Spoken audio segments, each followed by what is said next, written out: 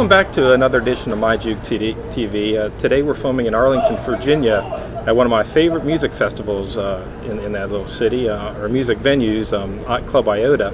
And tonight they're hosting a rather unique show. It's called 10 Out of 10, and loosely translated it means 10 musicians from the state of Nashville getting in a tour bus behind me, traveling together for about somewhere between 15 and 20 shows. I know that doesn't tell you much, so to tell you more is the co-founder of the tour, Trent Dabbs, and then we have Belle, who's a participant, I think, for a couple years now. So Trent, just tell us a little bit about the concept of the tour. Yeah, about 6 years ago, my wife and I were driving to my hometown of Jackson, Mississippi, and we were listening to our friends' music and realized that we should put a compilation together just to let people know that music in Nashville is not just country and gospel. And that morphed into a tour that had a few bands on it, and then the more it evolved, it kind of became different, like 10 different solo artists that are multi-instrumentalists that could play on each other's songs, and just a collective of artists that get out on the road and do everything on their own, and then come together once or twice a year for this tour. So how long have you been touring? How long have you done this? How many years? It's been, we started in 2004, so it's been quite some time. That has been quite a bit. And is it usually this time period? Yeah, I mean, we've made a Christmas record and did a Christmas tour as well. But this is the fourth volume that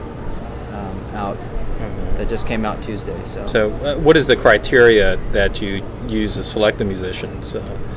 Well, really, it started out as just being people that I had written with, or I was a fan of, or toured with, and it turns out a lot of those artists had written with each other and toured with each other.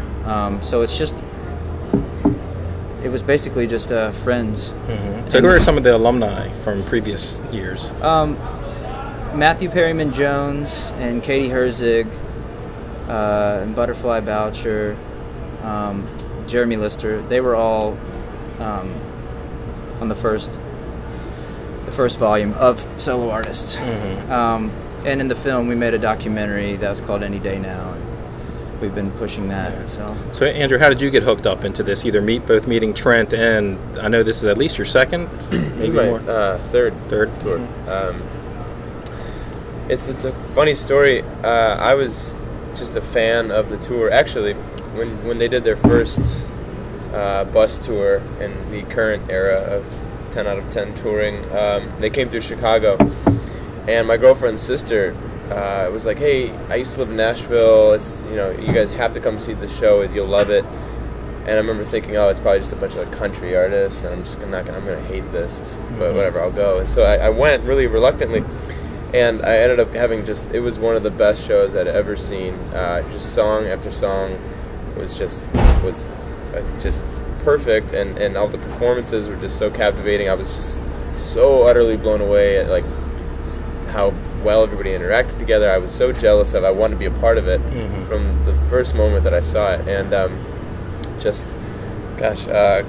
through whatever. Fast forward a few years ago, I ended up moving to Nashville to make my album, and I looked up Trent because I knew that he was a great, prolific songwriter, and I kind of had him involved in my album process a little bit, and we just became friends. And eventually, when I released my record and kind of saw that through, I think that was at the point in which Trent asked me to be a part of the tour, which was just sort of a full circle thing for me. It was such an honor to be asked to be a part of it. And now, like I said, this is my third tour. And now, if he never relocated to Nashville, would he just been off the list? I don't know. I don't know. So regular viewers of our series would notice that we don't have a brewer with us while we're drinking these beers. That's just because of the logistics of the tour, and also that IOTA has a really good beer selection. And so we've been drinking the Brewery Ommegang Hennepin Ale, which is a Saison, which is a seasonal beer basically made for late summer. Originally it was created, actually brewed in, I believe, sometime in the winter, so it'll be ready for this time. And basically, the farm agricultural workers would have this as part of their compensation, making sure that there's plenty of beer for them. So it has low alcohol. It's you can drink it during lunch and then go back to work. But the brewery itself is really interesting. They just brew Belgium style beers. So I've had my first Witte, Abbey Ale, Quadrupel Ale. They really do an amazing job. They're actually based out of Cooperstown. So if there's any baseball fans, you can go to the Hall of Fame and then tour a brewery, and I think that makes a really good trip. And they host some live music at their brewery too. So they have some summer festivals. So this is just a great beer. So you guys said you weren't familiar with the brewery. Were you familiar with the beer style? Any Belgian beer styles? I love Belgian beers. I know that for a fact. I mean, Chimay Blue is probably one of my favorites. This is so good. Yeah, this is so good. Yeah, they do a great job. It's just tasty, and I don't know the alcohol content, but I would hope that it's true to the form, and you can. We could finish this growler. You guys could go perform, no problem. I can get home, not an issue. Yeah. So the last thing I want to talk about, you guys both have CDs out. I was actually listening to some of Southern last night, and one song I was really interested in is your ode to Bob Dylan. Neil Young. Neil Young, I'm sorry. And so how did that come about? I mean, was he a major influence? Yeah, he is. There's a story that most of my friends have heard it so many times, but I've been such a fan of his for so long, and I met him in Nashville, and he gave me advice of writing every day. He told me to write his dad used to tell him to write every day, and if it's not good, to throw it away, and just to have advice from a hero was something for me. And I was having a conversation with my wife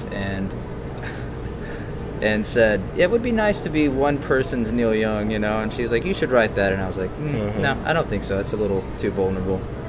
And then I did, with a bunch of Neil Young references, and now it's like one of my favorite things to play live. Yeah, because I actually, the last time I heard you at Jam and Java, I think you played that song there, and it's a really great song. Thanks. And then Andrew, you've released Ladder, and I noticed it calls it a re-release. Right. We re-released it in this past May of 2011.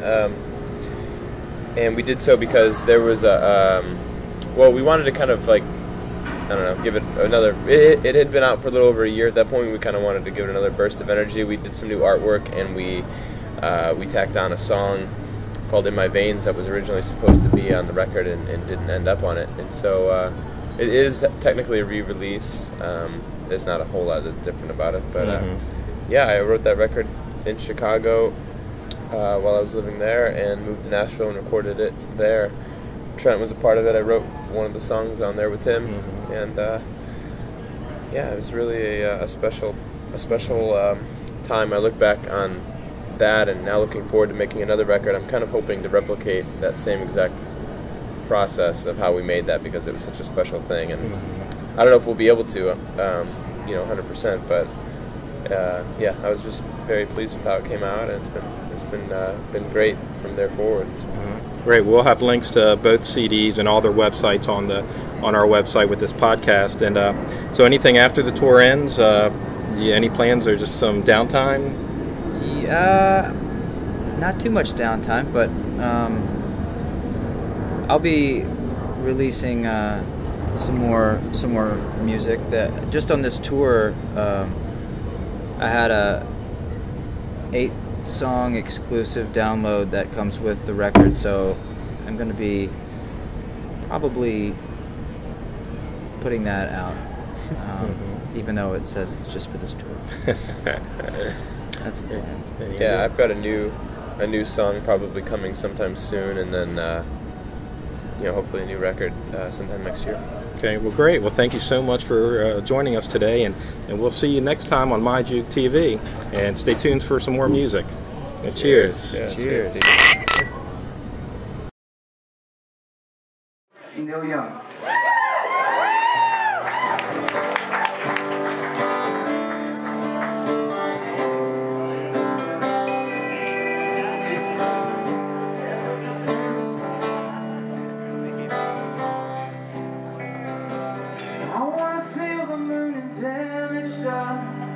find a heart of gold with the morning sun.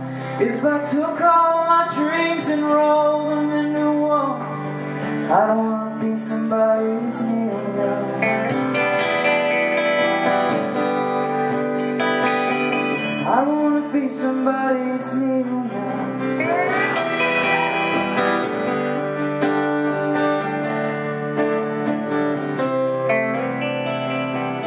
A lot of things ain't what they used to be. We can't pick up the sound the ones before us sleep, but it won't reach the heart if it ain't enough love.